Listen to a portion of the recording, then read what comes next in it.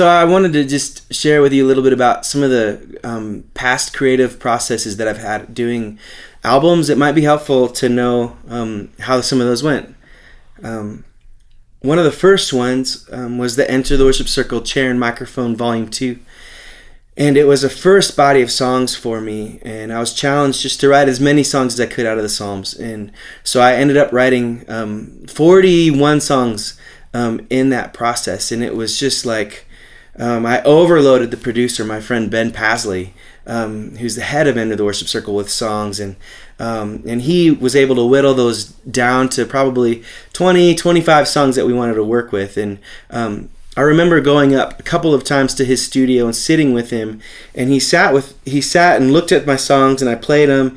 And some songwriting coaches will get really into your work and change things and almost rewrite things, and then they have to put their name on it and take songwriting credits, and that's all good.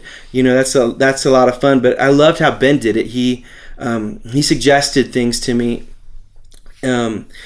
Told me things that I needed to try to work on and fix for each song. And so one of my songs, 23, I had originally written without a capo on it, and it was in a whole different register of my voice.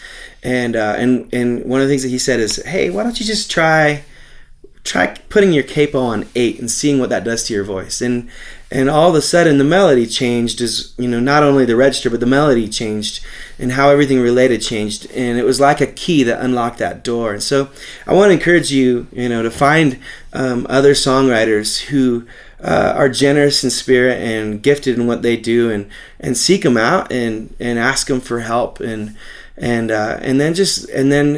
be willing to experiment and listen to them, and not hold on to your songs as if they're like the one piece of gold in the world or anything like that. That was my experience with the chair and microphone. With the Fourth Circle, it was built out. That's also Enter the Worship Circle. It was built out as a collaborative process.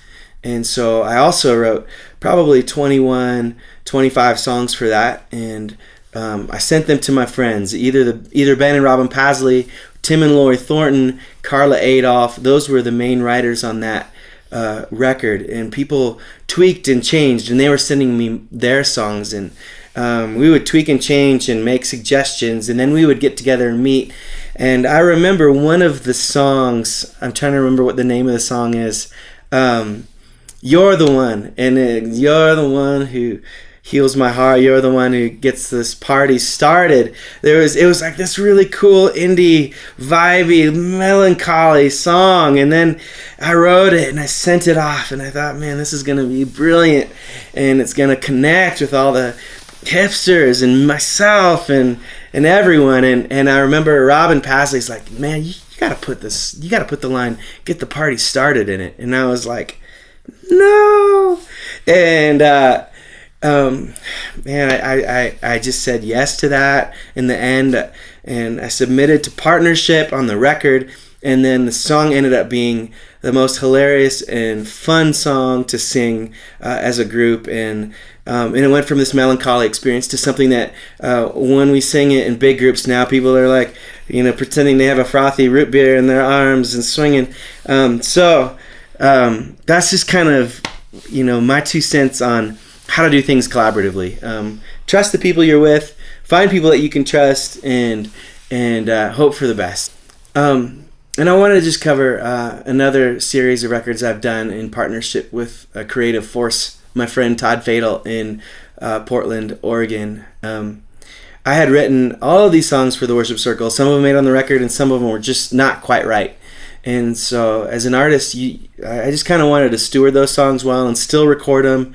And I had put together some alt indie folk versions, really tame sorts of versions, like the best that I knew how to do in the studio by myself. And my friend Todd is kind of a punk soul, fun, playful, empowering creative force in his community, and I'd found that to be really refreshing and inspiring. And so I called him up and I said, hey, do you want to partner with me on a set of songs? I've got 30 songs I don't know what to do with. And he gave me these creative exercises. to create a library of sounds. And so the first thing he said is build a beat for each song. Like play it to a click track, build a beat. Once you have the beat, start writing parts off of the kick drum. And so there are three elements: the kick drum, the snare drum, and then the hi-hat. And he said grab a banjo, grab a piano, grab a guitar, grab a trumpet, grab whatever is available, and start writing parts, and write one that hits right on the kick drum, and then write one that hits right off of the kick drum, and fills the space in between. And then he said triple it off of the kick drum, and then do that to every part. So like you did that to the snare drum, and you do that to the hi-hat, and all of a sudden you have 9 parts to this song, where originally you didn't have anything, and it's all based off of this beat that was already within the song. And so it's this interesting melee of sound, the kind of scary, kind of like circusy thing. And so we did that. I did that actually for a couple of weeks, to all 30 songs. And he came out, and we spent 4 days in the woods. We communed with bears. We ate blueberries, and we drank a lot of French presses, and we played with instruments, and it was a really inspiring time. And we took those sounds and we arranged them into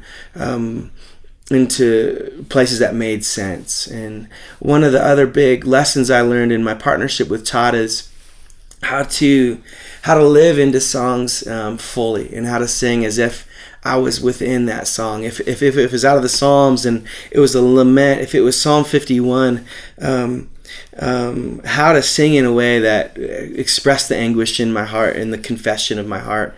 There was a song called Home on Your Heart, and that was a song about adoption. And so how to sing with the joy of knowing that you're part of a family and accepted and loved. And so I think I just want to encourage you to invite those creative forces into your life, and to experiment, to really to not emulate, but to live into things. And I think there's a period of emulation, and then there's a period of really letting full expression take hold. And so the Elephants and the Birds for me, and actually there's a third record called Buffaloes that'll come out at the end of the year, and that's along the same lines.